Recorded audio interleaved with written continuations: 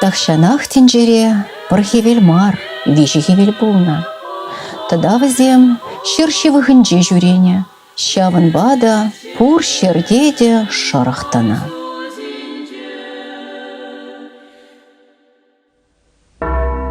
Давным-давно это было. Во Вселенной не одно солнце, а 3 солнца светило. И были они рядом с землей. На земле жарко было.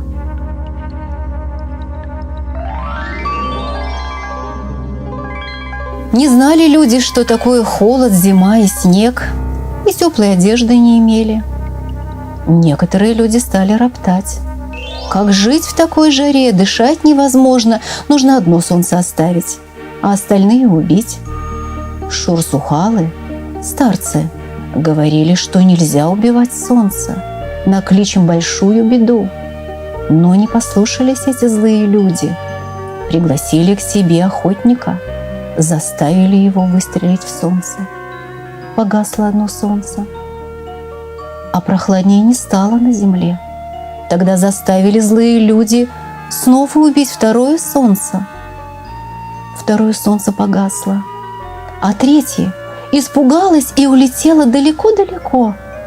А на земле появился снег, заледенели все деревья, и трава пожухла. Не стало еды. Дети стали от холода и голода умирать. Побежали злые люди, испугались к тем шурсухалам, старцам, взмолились и говорят: что делать? Мы все сделаем, что нужно, только пусть солнце вернется. Но шурсухалы сказали: воскресить солнце невозможно.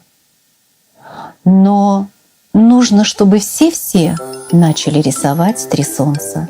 И на земле, и на заборах, и на одежде. Пусть женщины наши вышивают 3 солнца. Тогда, может, оставшееся в живых солнышко поймет, что мы осознали свою ошибку, и вернется к нам поближе. 3 солнца для чувашского народа не только сказка, но и быль.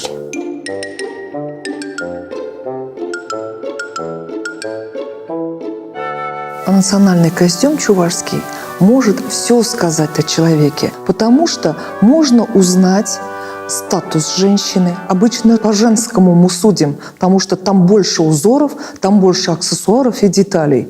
Можем мы узнать, откуда эта женщина, то есть какая этнографическая группа. И можем судить даже, из какой семьи, богатой или бедной, там серебряные монеты или жетонки просто. И, конечно же, семейное положение. Женщина ли, девушка ли, вдова ли. Это все читается на костюме. И еще самое интересное, наверное, самое важное, какая она, трудолюбивая или нет. Если узоры красивые, изящные, наполненные, это значит самая настоящая, лучшая женщина. Веками все этнографические группы чувашей одевались по определенным канонам. Различают верховых чувашей, низовых и средненизовых. В истории так сложилось, что наши предки, когда пришли на эти земли, после распада Волжской Булгарии, ассимилируя друг друга, жили многие века. Верховые костюмы очень похожи на костюмы горномарийских женщин. А низовые женщины носят другие одежды, хотя покрой у нас остался один и тот же. Принято было уже в начале 20 века надевать пестрить, а изначально все носили белые одежды. Из белого холста, самого лучшего, сшились одежды. Когда появились анилиновые красители, сразу стали использовать, можно сказать, все цвета, 12-14 цветов. Еще есть средненизовые чуваши. Их у нас мало. Они пришли через Каму, через Волгу, и они, не смешиваясь с другими племенами, жили у Волги. Поэтому там много булгарского. Так что можно сказать, у верховых чувашей больше финно-угорского осталось, у низовых больше тюркского, а у средненизовых – булгарского. Это действительно поиски определенных корней, устойчивости в этом очень неопределенном вука-мире. И когда мы обращаемся к своим корням, к роду, мы таким образом пытаемся обрести хоть что-то устойчивое. корни пытаемся, а они где? Они как раз в костюме народном и есть, потому что, по крайней мере, для чувашского народа нет ничего менее изменчивого, чем костюм. Чувашский народный костюм был незыблем столетиями, потому что он весь до нитки напитан неприходящими смыслами.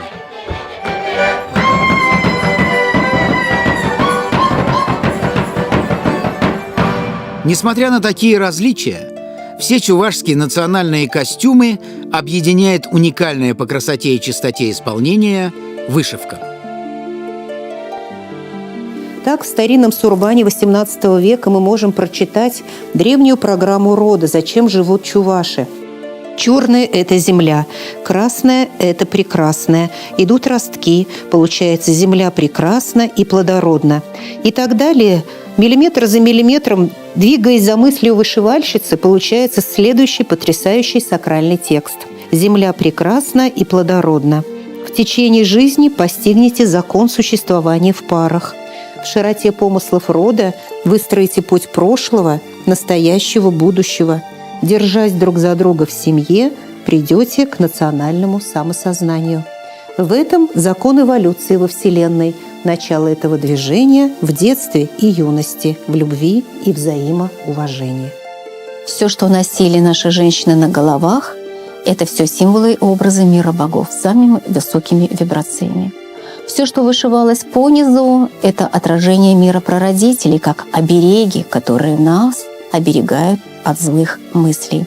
И все, что вышивалось на груди, это программа семьи и рода, которую закладывала юная вышивальщица как программу для развития своей семьи. Эта тема завораживает по мере погружения. Ведь чувашская вышивка – уникальный язык, который рассказывает нам целые истории и легенды. 3 солнца в форме восьмиконечной звезды мы видим очень часто на нашей вышивке. Это и обрядовое полотенце, либо на покрывале невесты мы видим опять же восьмиконечный знак, символ солнца. Девичья шапочка тухья также содержит знаки солнца. Сюга также имеет солярные знаки, знаки солнца. Масмаки повязывали на лоб, имели символы и образы небесных светил, небосвода и все символы, как говорили наши предки, мира богов. Как говорят современные ученые, у этих знаков самые высокие вибрации, которые гармонизируют все пространство. Обратите внимание, как звучит тема силы рода, подпитывающего, дающего опору и ту самую устойчивость, которой так не хватает современным людям. Вот где ее источник, как всегда рядом с нами, ждет, когда же мы приникнем к нему. Истина в том, что в детстве и юности, сохраняя мудрость рода и сохраняя тепло, кровь родного дома, мы развиваем род во все 4 стороны света и приумножаем род в своих знаниях и в мудрости.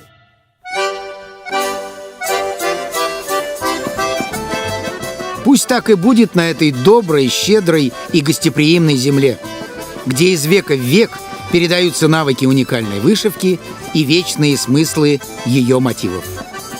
Вышивка, она должна сохраняться и развиваться дальше, потому что я вижу, что и дети очень интересуются. Недавно я мастер-класс ходила показывать, очень старательно сидят, учатся, и им очень интересно. Пока эти дети впитывают традиции вместе со знаменитыми 30 швами чувашской вышивки и сакральными цветами, они пробуждают свою генетическую память. Так они учатся любить национальную культуру, свой народ, чувашскую землю. Сейчас уже речь идет о том, каким-то образом адаптировать народный костюм к тому, чтобы его можно было одевать повседневно. Это же интересно. Этническое направление в моде, оно сейчас, мне кажется, очень актуально. А почему бы в этом направлении не использовать костюм, который ярок, красив, тем более столько вышивки в нем? Это, конечно, национальные традиции, которые отражаются в современном костюме. Это, конечно, форма, это, конечно, цвет. И роскошь отделки. Я горжусь этим платьем, потому что в этом платье девочка представляла Россию на всероссийском конкурсе 2019 года. Здесь 2 килограмма жемчуга и золотое шитье. Вот настоящее золотое шитье. Это золотое шитье. Сохраняя прошлое, мы живем настоящим, и обязательно наступает будущее. Ну вот поэтому в моих платьях есть все. Украшенная золотом, камнями и орнаментами одежда, созданная на основе традиционного костюма, вызывает восхищение. То есть костюм, он никуда не уходил, он существовал в разных вариантах, да, чисто народный костюм, эстрадного направления костюм, да, сценический, правильно, наверное, надо сказать, костюм, да.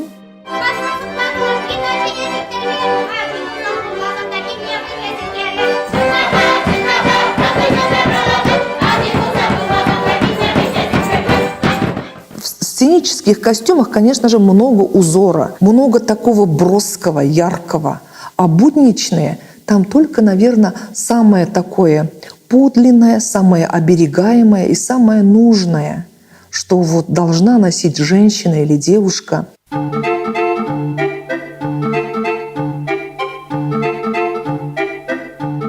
Бытовой костюм в наше время сейчас очень в ходу. Там уже сохраняем именно мелкую чувашскую вышивку. Создаем блузки, платья, рубашки, детские и взрослые. Потому что это очень интересно, когда есть где-то вышивка, красиво смотрится. И как оберег тоже некоторые об этом думают, что все-таки нужна это для жизни. Ее его описать в прямом смысле невозможно тоже. Нет слов. Вот это вот пахотера, это ценность такая, вот пахотера называется. Ее никто не мог за всю жизнь вообще описать, сказать точно, в 2 словах. Вот говорят драгоценное, бесценное. Вот эти слова, конечно, там туда входят. А вот как пахотера по-чувашски, вот на русский язык, никто так точно не перевел еще до сих пор. Вот когда рождаются дети, к нам обращаются вот сделать распашонки с вышивкой. И оберег он обязательно означает там пожелание успеха, счастья. Человек рос здоровым, счастливым, успешным, талантливым. Вот это вот все вот в этих вот письменах. В этом году, 26 ноября, в республиканском календаре появился День чувашской вышивки, который теперь будет праздноваться ежегодно. А это уникальный арт-объект – сурпан-перле. Вообще сурпан – женский головной убор, но тут это символ единства республики, сделано к ее столетию. 26 муниципалитетов вышили каждый свой лоскут самыми эндемическими узорами, из которых надо было сложить 6-метровый сурпан-перле – панно, символизирующее единство Чувашии. Мастерицы прислали вышитые лоскуты, а собирали и компоновали их уже на фабрике. Мы это сложили воедино, гармонично сложив все вышивки, цвета, подобрали фурнитуру и начали все сшивать. А сурбан уже сам начал появляться. Вот он сам уже говорил, вот я здесь хочу вот так, вот эту линию получить, вот здесь вот так. То есть это было опять же совместное творчество вот всех районов, и наше в том числе, по собиранию этого сурбана. Лицезреть все 26 муниципалитетов, которые вышили вот эти вот лоскуты. От него исходит такое тепло. И это неудивительно. Не оторвать глаз и не отнять рук от этого чуда. Такова магия чувашской вышивки. Возможно, мы так и не постигли главной тайны чувашского костюма, но одно мы увидели ясно. Национальный костюм во всей его красоте нужен современным чувашам. Люди хотят носить его в будни и в праздники, хотят чувствовать силу и поддержку своих родов, своей земли. Это необходимо сегодня, в наше непростое время. А значит, у национального костюма есть не только богатое прошлое, но и волнующее будущее.